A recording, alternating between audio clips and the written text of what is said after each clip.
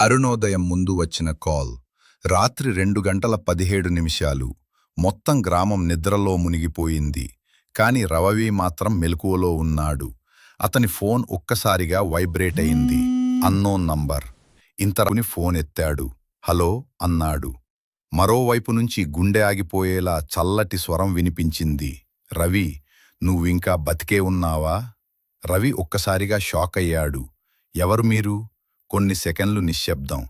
నన్ను గుర్తుపట్టలేవా? నువ్వు నన్ను 5 సంవత్సరాల క్రితం చంపేశావు. రవి చేతులు కంపించాయి. అతని మెమరీలో ఒక సంఘటన మెరుపులా దూసుకొచ్చింది. 5 సంవత్సరాల క్రితం అతని ఫ్రెండ్స్ కలిసి ఒక పాత ఇల్లు దగ్గరికి వెళ్ళారు. అక్కడ ఒక అమ్మాయి, సునీత, వాళ్లను భయపెట్టడానికి ప్రయత్నించింది. కానీ అది ఆటగా మొదలై ప్రమాదంగా ముగిసింది. వాళ్లు తోసినప్పుడు ఆమె మెట్లపై నుంచి పడిపోయింది. అప్పుడు వాళ్లు భయంతో ఆమె మృతదేహాన్ని అక్కడే వదిలేసి పారిపోయారు. ఇంపాసిబుల్, రవి మెల్లగా అన్నాడు. ఫోన్లోని స్వరం నవ్వింది. నువ్వనుకున్నావు కదా, ఎవరికీ తెలీదు అని. అప్పుడే రవి గది తలుపు నెమ్మదిగా క్రర్ అంటూ తెరుచుకుంది.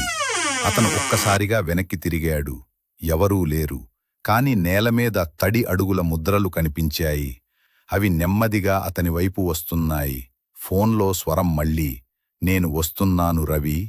అడుగుల ముద్రలు అతని మంచం దగ్గరకు వచ్చి అతను ఒక్కసారిగా వెనక్కి తిరిగాడు. ఎవరూ లేరు.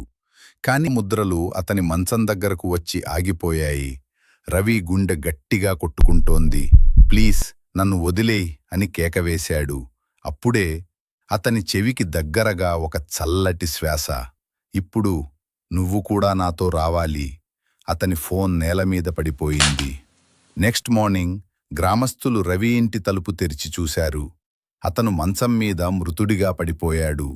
కళ్ళు పెద్దగా తెరిచి భయంతో గట్టిగా నిలిచిపోయిన ముఖం. కాని అసలు భయంకర విషయం, అతని ఫోన్లో చివరి కాల్ రికార్డ్ చూసినప్పుడు అది అతని సొంత నంబర్ నుంచే వచ్చింది. మోరల్: కొన్ని తప్పులు కాలంతో పోవు, అవి తిరిగి వస్తాయి, ఇంకా భయంకరంగా.